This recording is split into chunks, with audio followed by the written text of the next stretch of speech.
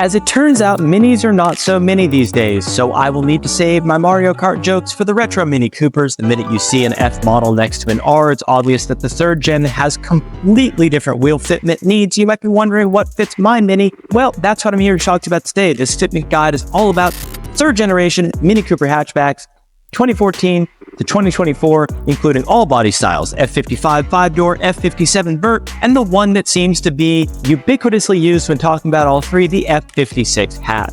This info will help you out if you're familiar with older minis, as the fitment is completely different, or you are just dipping your toes into modifying this car. Now, getting into the basics here, we have a 5x112 lug pattern, which is very different from previous minis, M14x1.5 lug bolts, 66.6 centerboard, and 89 foot-pounds of torque. As we were poring over the info on Mini Coopers, here's what we found. 17 or 18 diameter is the preferred size for aftermarket wheels. We thought 16s might be relatively popular as they look cool on older minis, but we found almost no one running them, and we looked at a whole bunch to make this guide. These cars can comfortably fit wheels all the way up to an 8.5-inch wide width with an offset in the low 40s, so we're not talking about 350Z fitment here. Tires-wise, 215/45/17 or 215/40/18 are the most common sizes, but you can always size up to a 225 width, or if you don't plan on making a ton of power, go for a thinner 205. You are going to balance suspension and fender clearance. Like other small cars with a McPherson-type front suspension, we talked about this in our 1 Series video, fitting wheels on the Mini is a balancing act. The tire is ultimately what will cause you issues more so than the wheel, but where that tire sits depends on the wheel specs.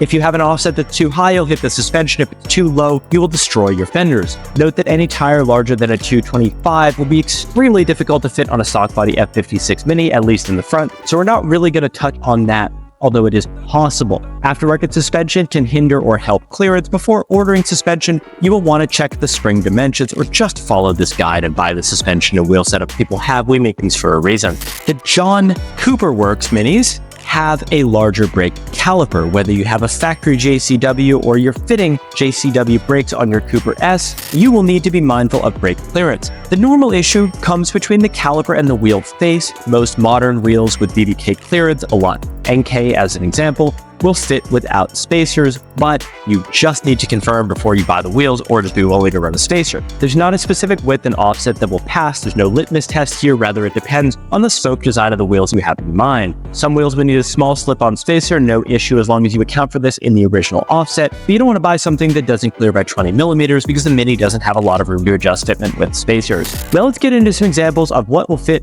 your Mini. First off, we've got some JDM stuff. Advan RZ2s, 18x7.5 plus 48 with 205/40 Nexen N8000s, NM Engineering springs, and the same fitment in the rear.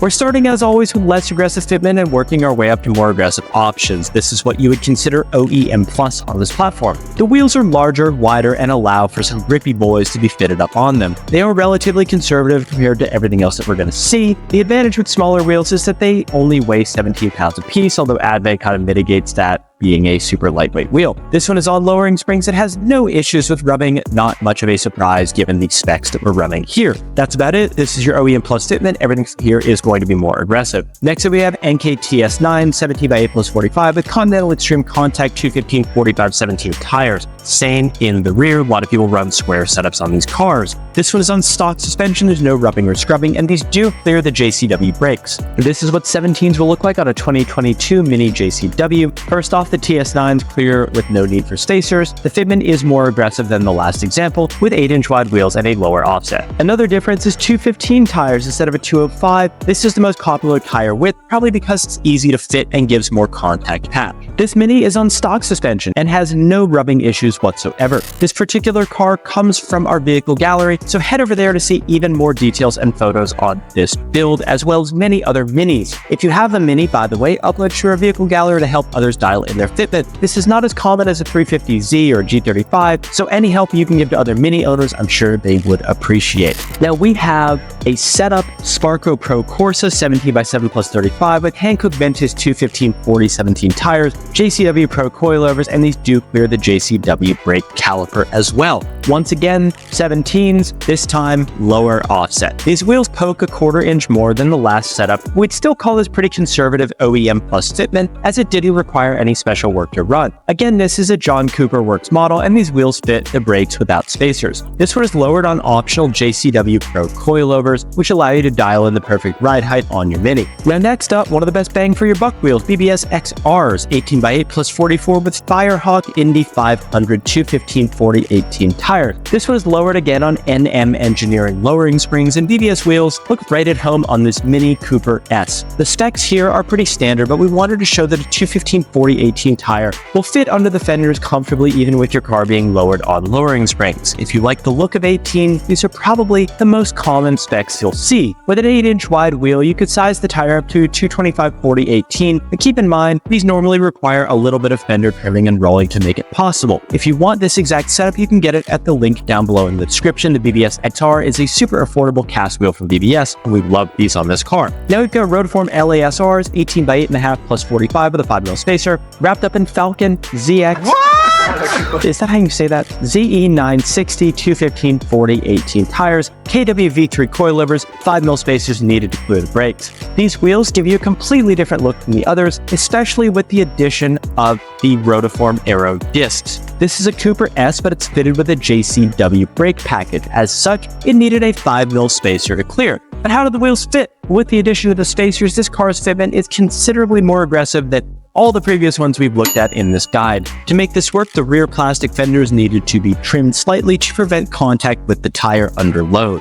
Now we've got another NK option, PF01, 17x8 plus 50 plus 45, effectively with a spacer with a 225/45/17 tire and the same setup out back. The 5mm spacer was needed here to clear the KWV3 coilovers. 215/40 tires would also work with no spacers. If you want to run a 225 tire, you have to be mindful on this platform of strut clearance. These NK PF01s were able to clear the JCW brakes, but you needed the 5mm spacer for tire to strut clearance. With a more narrow tire, these would fit without a spacer, but if you wanted to run 225/45 or 225/40 tires, you will need to aim for a 40-45 offset to make it work without spacers. This is why this platform is so tricky, is that tire size can interfere with the strut so easily by just millimeters. Now some 1552 chicanes, 18x8.5 plus 45, effective 40 with a spacer, Pirelli P0 225/35 tires, lowered on BC Racing coilovers, again a favorite pick for us on a Mini. This one's got trimmed fenders all around, and it's about as aggressive as you'll find on an F56 that doesn't have some kind of wide body or a cambered setup. Sure, a lower offset with more camber would of course fit, but we're mostly focusing on functional setups in this guide as these cars are a blast to drive. This one's running a 225 with a 35 aspect ratio, making them thin enough to work at this ride height with the suspension and the fenders. BC Racing coilovers were used to achieve the drop, however the fenders did still need to be trimmed all around. Even with this work, there's still a bit of rubbling, which is likely unavoidable at this ride height, so raise it up or trim the fenders even more. Given the physical limitations for wheels on this platform, you are not going to see a ton of deviation in diameter with offset and tire specs. This is not a 350Z, you're not running a 2x9.5 plus 12. You can get more extreme by running wide body flares such as those from VAD Design. Differentiating your Mini from the rest is mostly down to the wheel design you choose. For our money, the Rotiform Aero discs might be one of the coolest unique designs for the Mini. We also love to see the Heritage Kokoros on these things, part wheels Mini Cooper, they just work.